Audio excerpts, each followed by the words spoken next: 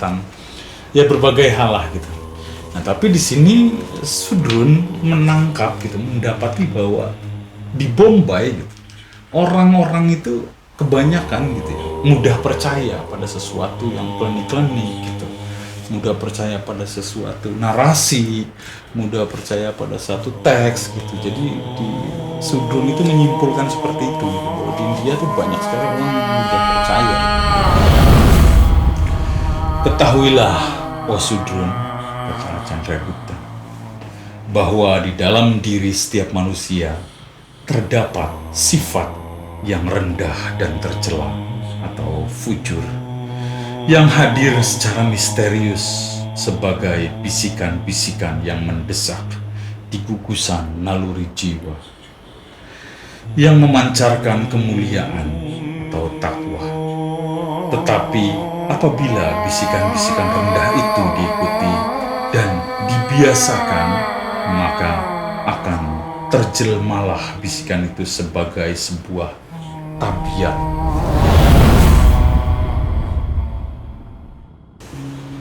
Para kanca misteri Timur Bumi, kita akan melanjutkan pendalaman sebuah novel yang berjudul Sastra Jendra Hayoningrat Pangruating Diyu, yang merupakan karya dari Kiai Haji Agus Sunyoto, yang mana kita sekarang sudah sampai ke video yang ke-7 para kanca. Dan bagi para kanca yang belum menyimak video-video sebelumnya, silahkan linknya ada di deskripsi atau kunjungi playlist Sastra Jendra Hayoningrat Pangruating Diyu para kanca. Dan ini merupakan pendalaman dari sebuah novel para kanca. Jadi meskipun ada nama Sastra Jendra Hayoningrat Pangruating Diyu, tapi bukan Sastra Jendra Hayoningrat Pangruating Diyu yang sudah kesebar di tengah masyarakat para kanca kan. Tetapi ini kita memasuki Sastra Jendra Hayoningrat Pangruating Diyu-nya melalui alam pikirnya Kiai Haji Agus Sunyoto, yang melalui novel Sastra Jendra Hayoningrat Pangruating Diyu tersebut para kanca. Jadi bukan membahas ilmu Sastra Jendra Hayoningrat Pangruating Diyu-nya seperti itu para kanca. Jadi ini adaptasi dari imajinasinya Kiai Haji Agus Sunyoto para kanca, dan itu tidak ada salahnya para kanca. Jadi perihal nama dan sebagainya itu sebetulnya tidak ada salahnya gitu, dan perannya sama gitu, kurang lebihnya sama, tapi perspektif yang berbeda seperti itu para kanca. Nah, kita akan melanjutkan kembali yang mana Sudrun yang merupakan tokoh senter di novel ini sudah sampai ke India para kanca. Kita akan melanjutkan setelah yang satu ini. Jangan tidak percaya pada sesuatu yang belum kalian percaya. Bapak Adam, Bapak Angkasa, Bapak Pertiwi, Kula Angkir, Sakang Pahan, Sarinane, Sawi, Saranaga, Gampil, Sarining Gampil, Kasanala, Yahu Allah, Yahu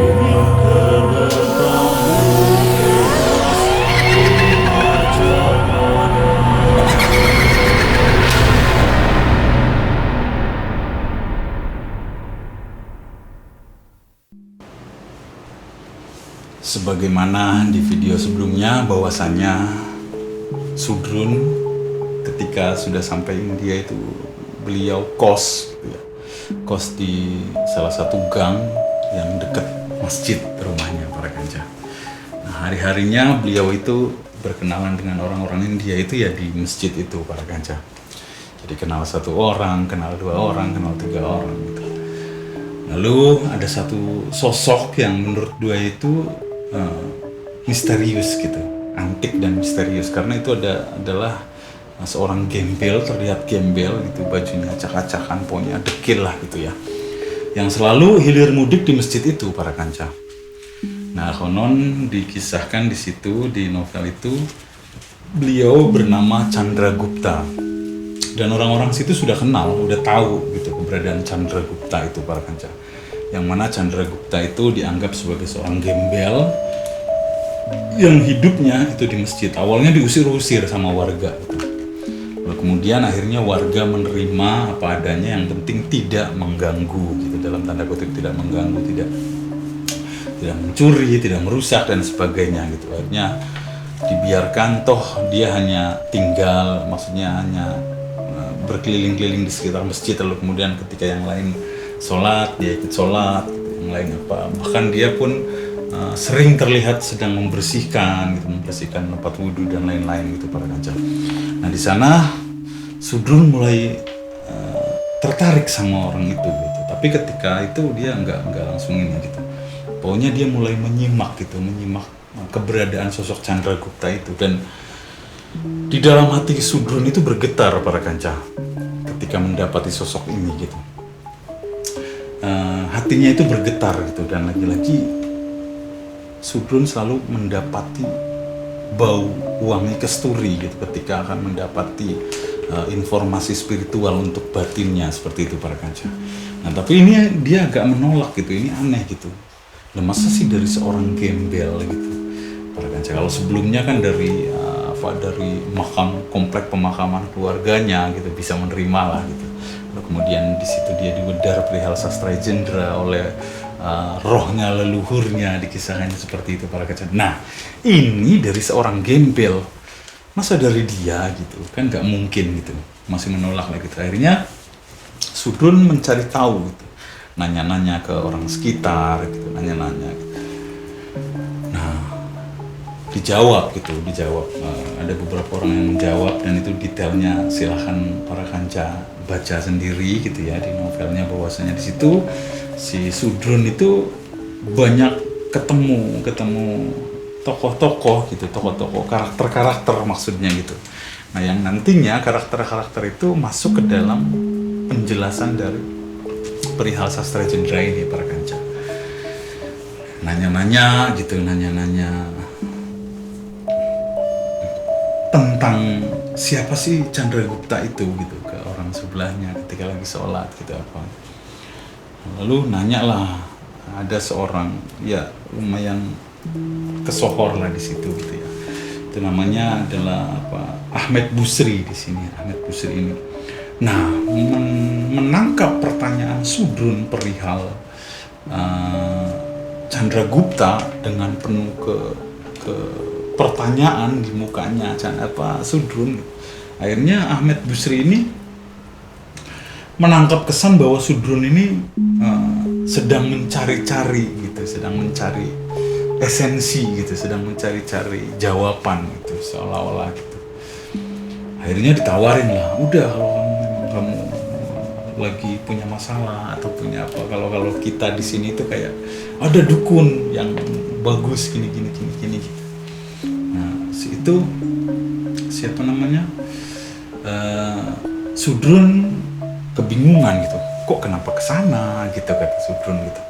Akhirnya ya udahlah dengan ya karena baru kenal gitu ya, karena baru memulai tinggal di Bombay di India itu, akhirnya Sudrun ikut aja gitu. Lalu kemudian di sana ada gitu, kalau kata tokoh spiritual namanya Baba Mirza gitu. Nah Baba Mirza ini pokoknya luar biasa lah, diagung-agungkan segala macam gitu. Tapi di sana Sudrun tidak mendapati apapun gitu. Nah di sana katanya kesurupan gitu, si Baba Mirzanya kesurupan, dikisahkannya seperti itu gitu, bisa kesurupan Nabi Muhammad bahkan gitu, kesurupan siapa lalu mau bejang gitu. Dan Sudrun nggak percaya gitu, Sudrun bukan tipikal yang seperti itu para kanca. Akhirnya dicuekin, dan di sini dikisahkan di novelnya itu karakteristik negatif di sana gitu, ada karakteristik negatif di sana gitu tentang Ahmed Busri, tentang Baba Mirza gitu. Silakan para kanca selami sendiri karakteristik tersebut. Kita akan konsen kepada keilmuan sastra Jendranya saja para kanca. Tapi di sana ada sentilan tentang karakter, sentilan tentang ya berbagai hal lah gitu. Nah, tapi di sini Sudrun menangkap gitu, mendapati bahwa di Bombay gitu, orang-orang itu kebanyakan gitu ya, mudah percaya pada sesuatu yang klinik-klinik gitu. Mudah percaya pada sesuatu narasi, mudah percaya pada satu teks gitu. Jadi di Sudrun itu menyimpulkan seperti itu gitu, bahwa di India tuh banyak sekali orang yang mudah percaya gitu. Entah itu benda, entah itu orang, entah itu teks, entah itu narasi gitu. Jadi di sana Sudrun akhirnya lebih berhati-hati dan lebih berwaspada gitu. Nah, sejak saat itu, sejak dirinya ingin lebih jauh mencari tahu tentang Chandragupta gitu, para kanca, tiba-tiba Chandragupta itu menghilang. Nah, itu semakin bergejolak hatinya kan, pikirannya semakin berkecamuk gitu. Bahkan Dabendra yang notabene mengajak dia ke India pun dia cuekin. Dia konsentrasi mencari mencari Chandragupta gitu, mencari si gembel yang ingin dia gali gitu ilmunya. Dan karena menurut dia itu Chandragupta itu ada sesuatu gitu, yang bisa digali gitu. Tapi tiba-tiba menghilang semenjak ada kehendak ingin mencari tahu perihal sosok tersebut gitu. Chandraguptanya itu tiba-tiba menghilang, para kanca. Nah, akhirnya dia pesimis, ya sudahlah, mungkin tidak jodoh gitu. Mungkin saya tidak jodoh dengan keilmuan Chandragupta gitu. Tapi dia yakin pasti ada sesuatu gitu. Dengan getaran hatinya dan aroma wangi kesturi gitu yang dalam batinnya gitu, mencium aroma wangi kesturi itu, para kanca. Nah, lanjut. Di tengah pesimisnya beliau gitu, dan akhirnya beliau isi dengan menikmati suasana kota India yang notabene dia sebetulnya niatnya ingin menguburkan masa lalu yang kelam gitu loh, masa lalunya yang kelam gitu. Makanya ada tawaran pergi ke India, beliau berangkat ke India gitu, Sudrun ini, para kanca. Nah, suatu ketika beliau Sudrun ini sudah pesimis dan sudah hilang gitu perihal Chandragupta dari batinnya, dari benaknya. Nah, tiba-tiba ketika dia lagi ini sholat gitu ya, setelah selesai sholat itu bergetar hatinya, lalu membaca surat Yunus gitu, dikisahkan di sini. Membaca surat Yunus, lalu kemudian tiba-tiba ada yang melanjutkan gitu di belakangnya gitu, dengan suara sayup-sayup dan bahkan menyalahkan, jadi mengoreksi gitu, semacam mengoreksi gitu, para kanca. Jadi ada yang kalimat yang apa, kemudian dikoreksi, dilanjutkan dengan dilafalkan lagi gitu, lanjutan ayatnya gitu, dan diulang lagi gitu. Jadi kayak semacam mengoreksi. Begitu selesai, dan ketika menengok di situ, Sudrun mendapati ada sosok Chandragupta. Di situ dia bergetar, para kanca, hatinya bergetar gitu.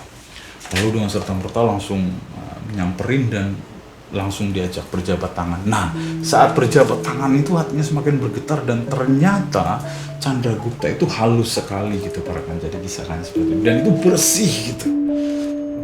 Di kacamata Sudrun itu bersih gitu, dan Sudrun itu mengimajinasikan kalau orang ini didandanin gitu, artinya bersih, dibersihin, mandi dan segala macam, orang ini pasti ganteng sekali gitu. Orang ini pasti keren sekali gitu. Tapi karena dekil itu, sehingga dia menutupi ininya gitu, menutupi dirinya dengan kedekilannya seperti itu, para kanca, menutupi ketampanannya dengan kedekilan gitu. Seperti itu, para kanca, kesimpulan Sudrun terhadap Chandragupta itu. Tapi ketika bersentuhan itu, dia merasakan bahwa ini orang bukan sembarangan, seperti itu, para kanca. Nah, sini kita langsung masuk aja ke materi percakapannya, para kanca, sesuai teks aslinya gitu ya. Di sini udah mulai masuk lagi perihal keilmuan, para kanca. Tiba-tiba Chandragupta langsung bicara sama Sudrun saat itu.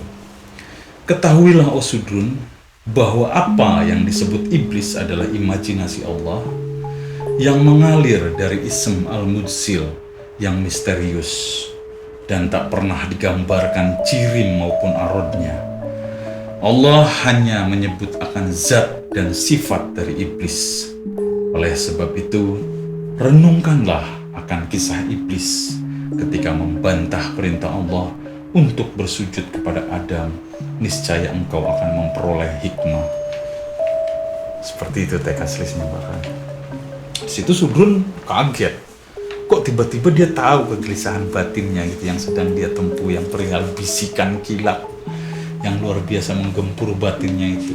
Jadi bisikan kilatnya itu di video-video sebelumnya bahwasanya jika engkau ingin mencari Tuhan, jika engkau ingin mencari Allah, maka belajarlah dari iblis. Seperti itu para kanca. Kilatan-kilatan yang selalu dan selalu gitu, selalu muncul gitu para kanca. Nah, Sudrun kaget gitu. Yang pertama kaget ketika betapa detail dan fasihnya melengkapi surat Yunus yang Sudrun baca gitu. Ini kekagetan selanjutnya seperti tahu kegelisahan batinnya Sudrun gitu. Chandragupta ini siapa gitu, kok sampai tahu gitu. Lalu udah terlanjur terperangkap dalam obrolan itu, akhirnya Sudrun melanjutkan gitu para kanca. Apakah sifat iblis tersebut dapat saya lihat pada kehidupan manusia-manusia? Tanya Sudrun ingin mengetahui.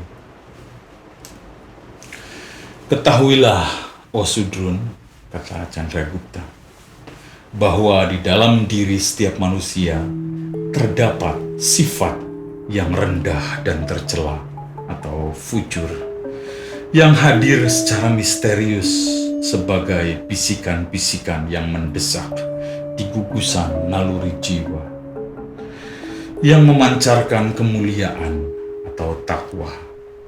Tetapi apabila bisikan-bisikan rendah itu diikuti dan dibiasakan, maka akan terjelmalah bisikan itu sebagai sebuah tabiat. Dan tabiat buruk itu pun pada akhirnya menjadi sifat seorang.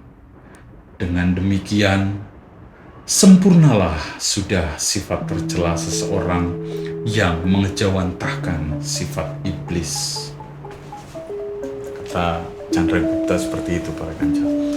Nah, jadi di sini menyimpulkan bahwasanya Chandragupta itu menghilang gitu. Itu menyodorkan gitu di dalam novel ini tuh. Ketika Chandragupta menghilang gitu para kanca. Novel ini menyodorkan karakter-karakter buruk yang disuguhkan kepada Sudrun seperti itu para kanca. Untuk kemudian nanti dijelaskan oleh Chandragupta seperti itu urutannya. Jadi di sana ketemu banyak sosok gitu, yang tadi gitu, yang klinik-klinikan, kemudian yang berbagai macam lah para kanca. Nah di sana disodorkan sosok-sosok yang karakter-karakter negatif itu para kanca. Nah lalu kemudian menghadirkan sosok Chandragupta untuk menjelaskan hal ini gitu para kanca. Jadi setiap manusia itu terdapat sifat rendah. Jadi di Syekh Maulana Malik Ibrahim kan belum terjelaskan gitu perihal iblis ini gitu. Jadi berhenti di Sastra Jendra Hayuningrat Pangruating Diu. Lalu perihal ketetapan bahwasanya semuanya sudah digariskan sama Allah gitu. Lalu kemudian perihal ranting kering di tengah samudra gitu, kalau tidak ngapa-ngapain seperti itu para kanca. Jadi di sebelumnya itu kan Syekh Maulana Malik Ibrahim mempersilahkan Sudrun untuk mendapati segala sesuatunya ilmu Allah itu di sana gitu, di realita gitu. Nah di sini didetailkan gitu perihal iblis, pertanyaan dalam batinnya itu para kanca. Jadi ada korelasinya gitu antara ada tongkat estafetnya gitu. Dari yang Noyo Genggong saat perjalanan mencari itu gitu, lalu kemudian ketemu lagi sama yang Pusponegoro di dalam dimensi lain di area pemakaman keluarganya tanpa sengaja gitu. Kemudian dilanjutkan lagi oleh, menurut Sudrun itu adalah Syekh Maulana Malik Ibrahim, walaupun beliau tidak mengakuinya karena di situ dijawab bahwa apalah arti sebuah nama, seperti itu para kanca. Lalu sekarang dilanjutkan oleh Chandragupta gitu, tongkat estafetnya terus berjalan gitu. Jadi bahwasannya di dalam diri manusia itu ada sifat tercela gitu. Nah kita itu adalah kerangkanya gitu. Manusia itu adalah wujudnya yang akan mengaktualisasikan apapun itu gitu. Ada ketakwaan dalam batin, jika itu terjawantah maka itu menjadi karakter. Nah, selain itu ada juga sifat yang tercela gitu yang dijelaskan tadi di sini gitu. Nah, jika itu dijelemakan gitu, jika itu dipersilahkan untuk menyinggahi gitu, untuk menyinggahi jasad ini, untuk menyinggahi aku gitu, untuk menyinggahi singgasana aku, maka akhirnya itu akan menjadi tabiat apapun itu gitu. Ketika sifat tercela ya maka akan menjadi tabiat gitu, akan menjadi tabiat, dan itulah akhirnya menjadi jelema gitu, bahwa aku itu ya seperti itu gitu, aku singgasana aku yang ada di dalam tubuh ini ya akan begitu, seperti itu para kanca. Nah, ketika sudah menjadi tabiat gitu, maka sempurnalah sudah sifat tercela seseorang yang akhirnya mengejawantahkan. Jadi aktualisasi dirinya itu adalah merupakan sifat iblis, seperti itu yang dikisahkan. Nah, disinilah gitu Sudrun itu harus belajar dari sikap itu. Jadi kalau kita jelemakan gitu, kebetulan yang sebelumnya itu bahwa kritisi Sudrun terhadap tradisi Lebaran itu para kanca. Nah, itu juga akhirnya kan menjadi sebuah jelema gitu, menjadi sebuah rutinnya seperti itu gitu.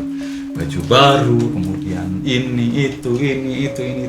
Akhirnya rutinnya jadi seperti itu, jadi tabiat, lalu kemudian menjadi pengejawantahan karakter itu gitu.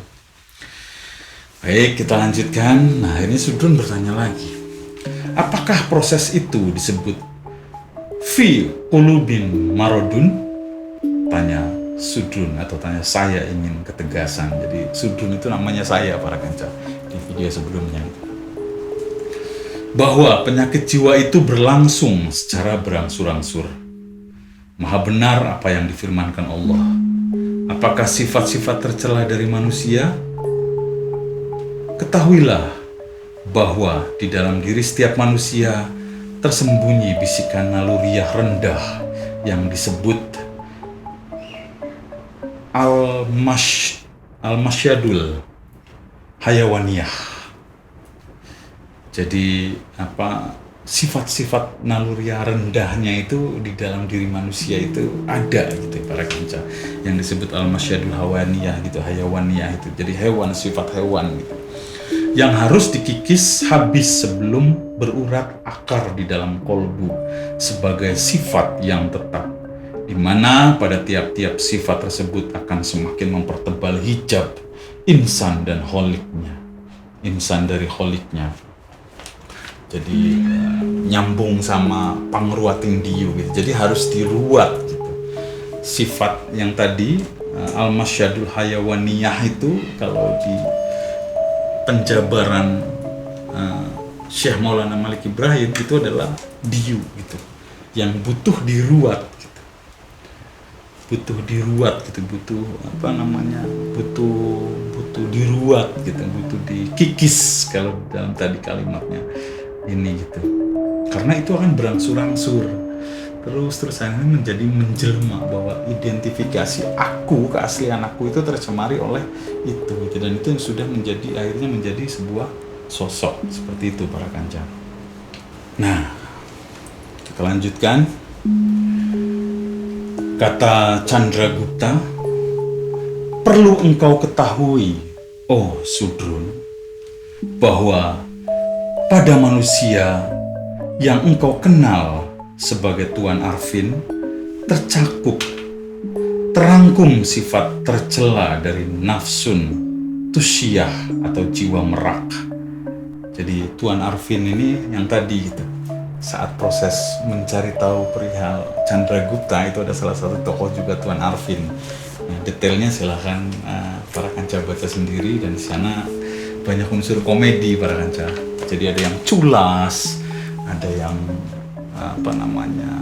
sirik gitu, ada yang musyrik maksudnya gitu, ada yang ya itulah gitu, fanatik dan sebagainya gitu. Nah, di sini ada salah satunya adalah Tuan Arfin para kanca.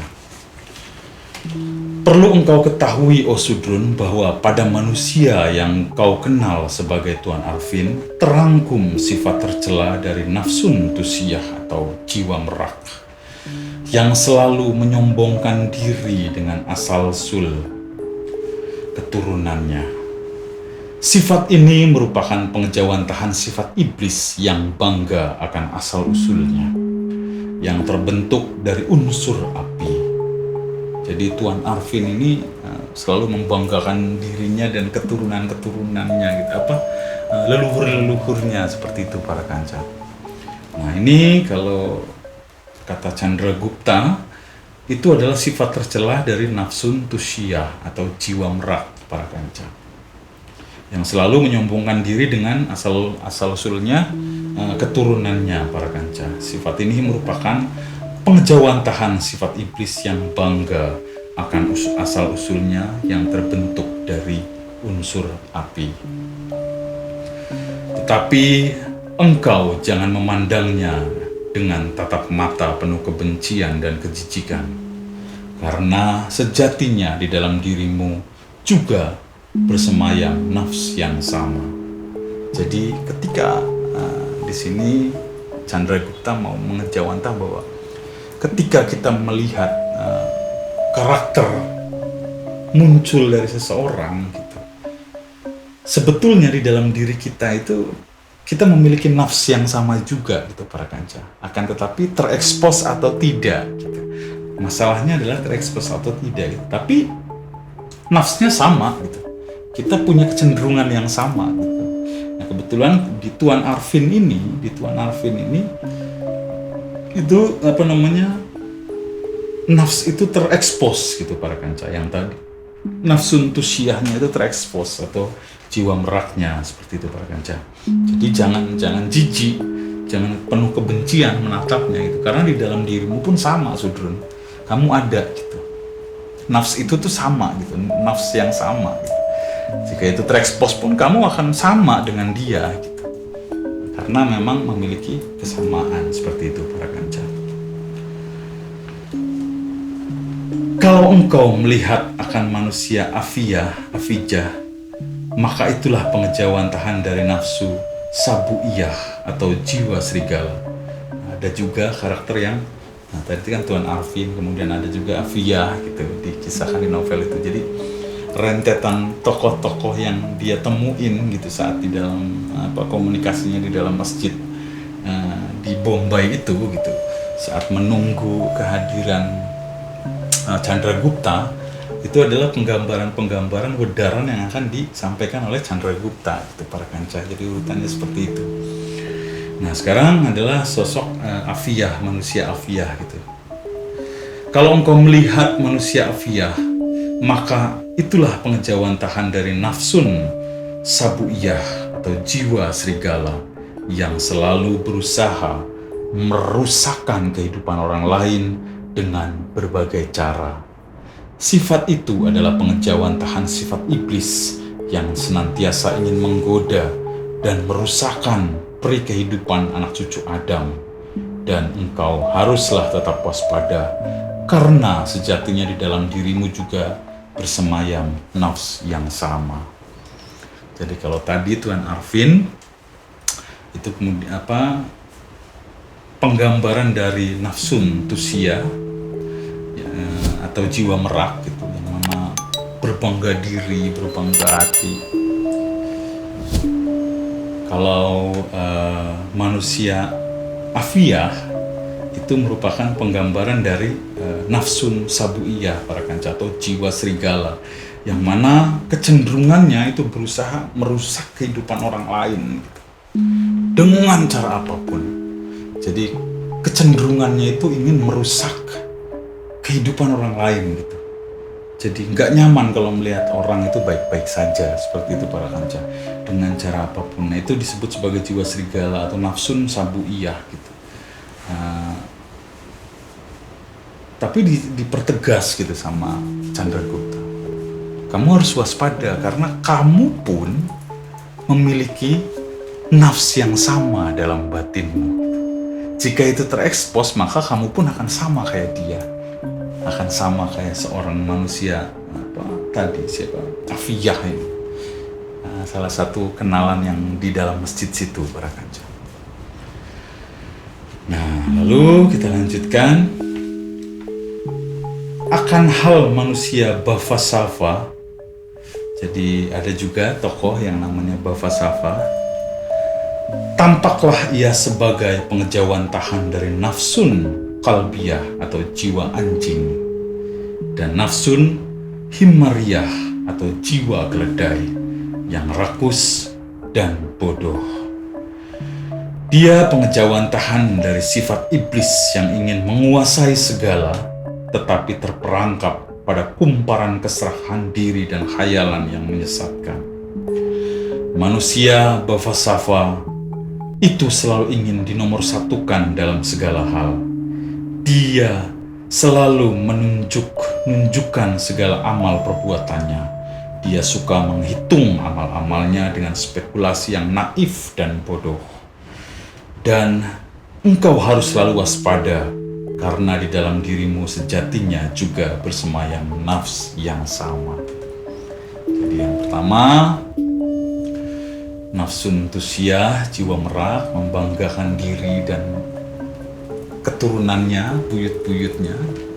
Lalu kemudian nafsun sabuiyah atau jiwa serigala yang kecenderungannya ingin merusak sesuatu yang baik-baik saja. Lalu kemudian berikutnya adalah jiwa anjing dan jiwa keledai, nafsu kalbiyah dan nafsun himmariyah. Jadi yang rakus dan bodoh itu para kanca. Nah itu serakah gitu, rakus akan tetapi bodoh gitu, dan selalu menghitung-hitung amalnya, lalu kemudian menimbang-nimbang semua perbuatannya dan ingin diketahui dan sebagainya. Lagi-lagi ujungnya adalah kamu harus waspada seperti itu para kanca. Karena di dalam dirimu juga ada nafs yang sama. Jika itu terekspos, maka akan menjadi manusia yang tadi Bhafasafa.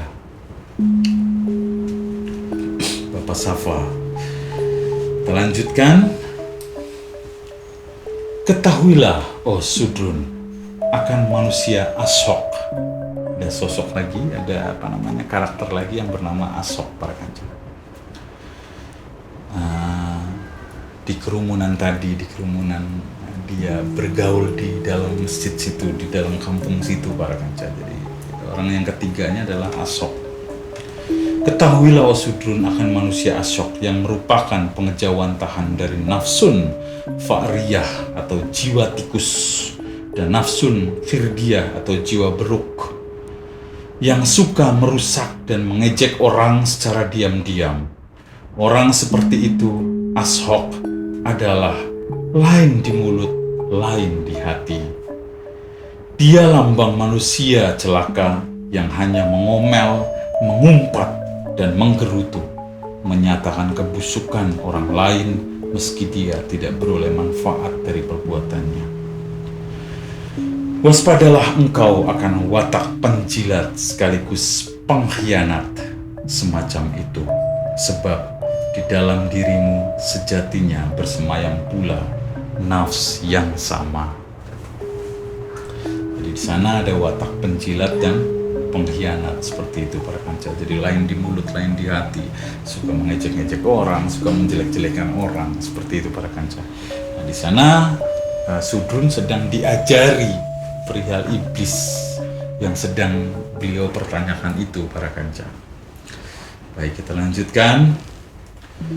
Renungkanlah akan makna manusia Ahmad Busra, yang tadi Ahmad Busra itu salah satunya yang ada di lingkungan itu juga, yang merupakan pengejauhan tahan dari nafsun khinziriyah atau jiwa babi dan nafsun jamaliyah atau jiwa unta yang suka akan hal-hal buruk dan sangat mementingkan diri sendiri, di mana kalau perlu mengorbankan orang lain, manusia Ahmad Busra hidup dari satu kedustaan ke kedustaan yang lain.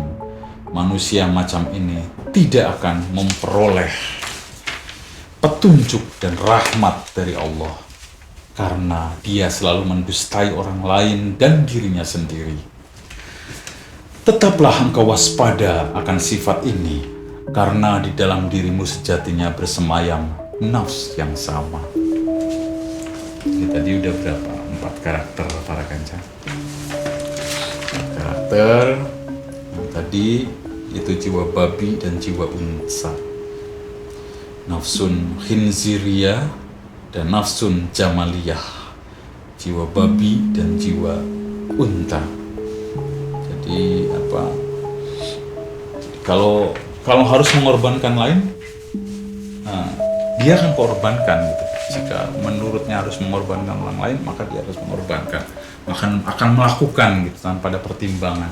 Dan hidupnya selalu dari satu kedustaan ke kedustaan yang lain, seperti itu para kanca. Dan kamu harus tetap waspada, Sudrun, bahwasannya di dalam dirimu terdapat nafs yang sama, seperti itu para kanca. Berikutnya, renungkanlah akan makna manusia juta. Ada lagi tokohnya karakter yang bernama Juta, yang merupakan pengejawantahan dari nafsun zati syahumi alhamati hal hayati wal aghrobi, jiwa penyengat yang berbisa seperti ular dan kalajengking, yang selalu menyengat dan pembenci, hasut dan dengki akan keberuntungan orang lain. Manusia juta ini selalu baik di mulut tetapi busuk di hati.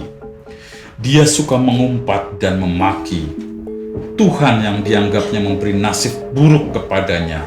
Oleh sebab itu, berhati-hatilah engkau, karena di dalam dirimu sejatinya bersemayam nafs yang sama. Perlu engkau ketahui akan makna manusia Vinod Kamasafa, yang tiada lain adalah pengejawantahan dari perpaduan nafsun khalbiyah jiwa anjing dan nafsun dubiyah jiwa beruang yang rakus dan bodoh. Dia selalu hidup dalam persekongkolan busuk. Dia selalu menjadi pendukung setia sebuah kedustaan. Dia setia pada orang-orang dianggapnya memberikan keuntungan baginya, dan dia tidak pernah sadar kalau hidupnya hanya dijadikan alat oleh manusia lain. Selalu ingatlah akan dia, karena di dalam dirimu ada nafs yang sama. Jadi yang tadi adalah perpaduan antara jiwa anjing dan jiwa beruang, para kanca. Kita lanjut. Akan halnya manusia Mohasa, namanya Mohasa para kanca. Dialah pengejawantahan dari perpaduan nafsun tusyah, jiwa merak, dan nafsun kirdiyah, jiwa beruk, yang selalu bangga diri dan selalu merendahkan orang lain. Dia selalu berusaha memanfaatkan orang lain untuk keuntungan dirinya dengan berbagai cara. Dia selalu menganggap dirinya diposisikan sebagai sumber kebenaran. Dia selalu merasa tahu dalam segala hal. Dia akan mati apabila sehari tidak dipuji. Tetapi ingatlah engkau bahwa di dalam dirimu sejatinya ada nafs yang sama. Seperti itu para kanca. Jadi di sana sudah mulai mengejawantakan pertanyaan Sudrun perihal iblis oleh Chandragupta para kanca. Karena videonya sudah sangat panjang, kita akan lanjutkan pembahasan ini di video yang akan datang para kanca.